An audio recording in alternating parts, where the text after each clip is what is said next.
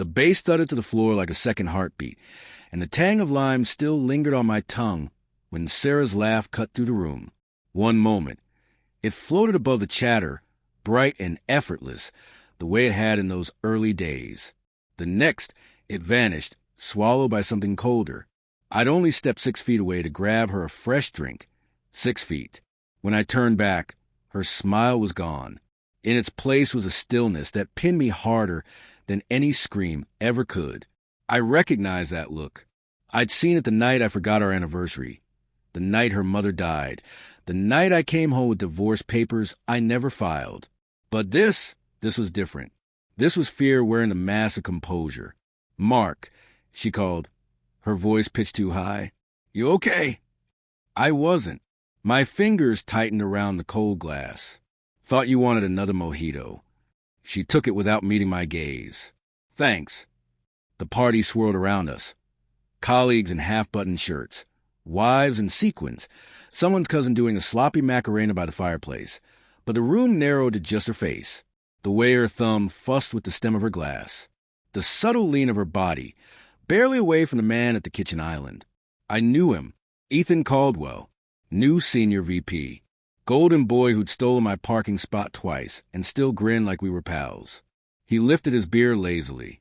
Sarah's shoulders stiffened.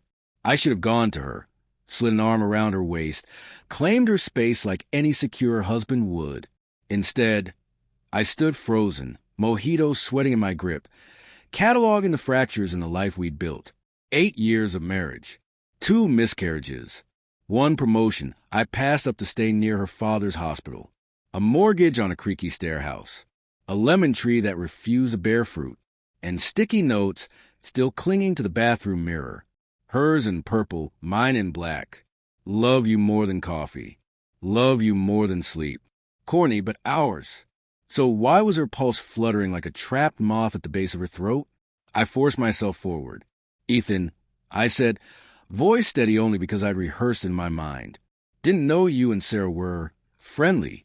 He smiled like a shark, slow, confident. "She's showing me the ropes. I'm boarding a beast." Sarah laughed, but it scraped. He's exaggerating. I just pointed him to the good coffee. Ethan's gaze flicked to her mouth and lingered. Best part of my week. My stomach folded in on itself. I set her drink down harder than intended. Lime sloshed over the rim. "We should mingle," I said. "Jent's asking about the gala committee." A pause. Then she nodded. "Sure." We drifted toward the living room, but I felt Ethan's eyes tracing her back like fingerprints. When I glanced over, he was already turning away, thumbs flying across his phone. The next hour became a masterclass in pretending. I laughed at jokes I hadn't heard, refilled bowls of guacamole I didn't taste. Every brush of her hand sparked static. Comfort and accusation twined together. At 11:47 p.m., she excused herself to the bathroom. I counted to 60 and followed the dim-lit hallways. The guest bath was empty. A sliver of light bled from under the study door instead. I didn't knock. Inside, Sarah stood with her back to me, phone pressed to her ear. "Can't tonight," she whispered. "He's right here." Silence. "I know. I miss you, too." The floor shifted beneath me. I gripped the doorframe. She hadn't noticed. The music outside swallowed everything. I caught a reflection in the window. Eyes closed, lips parted as if tasting the words. "Tomorrow," she breathed. "Hilton, noon. I'll say it's lunch with Mom." She ended the call. For a moment, she simply stood there, shoulders rising and falling too quickly.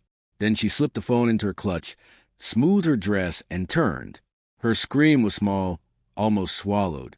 "Mark, tomorrow," I said. My voice was gravel. The color drained from her face.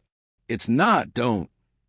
I stepped in, closing the door softly so the party wouldn't notice. 8 years, Sarah. 8 years of sticky notes and lemon trees. And us, thinking the worst we'd face was another negative test.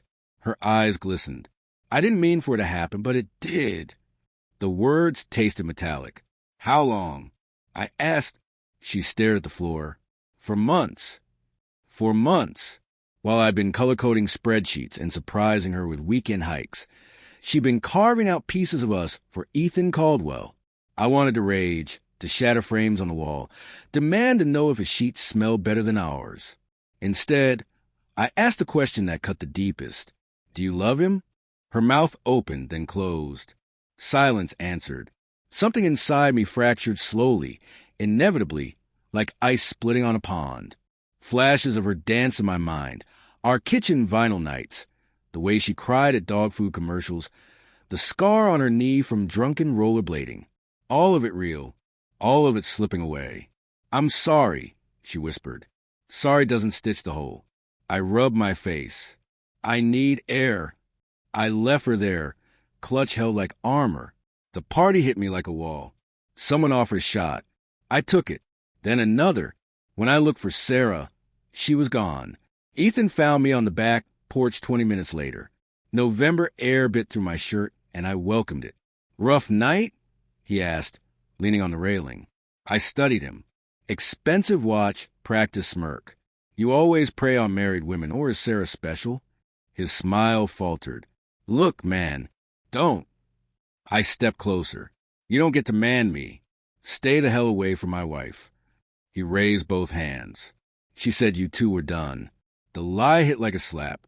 I laughed, a sound that scared even me. Get out of my sight before I forget we're civilized. He left.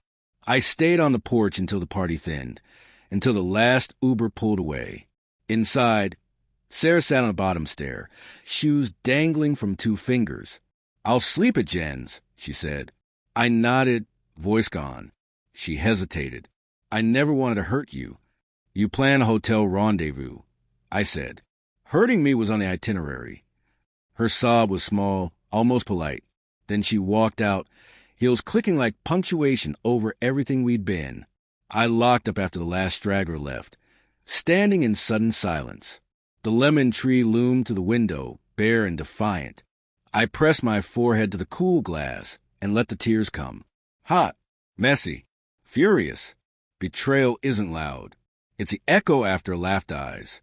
The mojito ring on the counter, no one wipes away.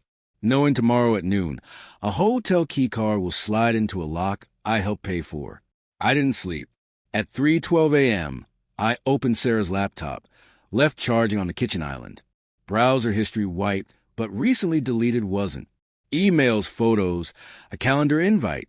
Lunch with E. Hilton, room 412. I stared until the screen blurred. Then I did the only thing that made sense. Booked the room next door. Let her have noon. I'd be waiting at 12:01 with divorce papers and the sticky note she left on my pillow last week. Love you more than yesterday. I'd add one of my own in black ink. Yesterday's gone. The cursor blinked, patient. I hit print. The machine thumped like a heartbeat, restarting outside. Dawn crept over rooftops. I stepped onto the porch. Frost in the air, finality in my chest. The lemon tree shivered, branches rattling like bones. Somewhere down the block, a car engine turned over. I didn't flinch. The story wasn't over. It had just found its turning point. For the first time in 8 years, I wasn't sure who the villain was. Only that the hero had to start with me.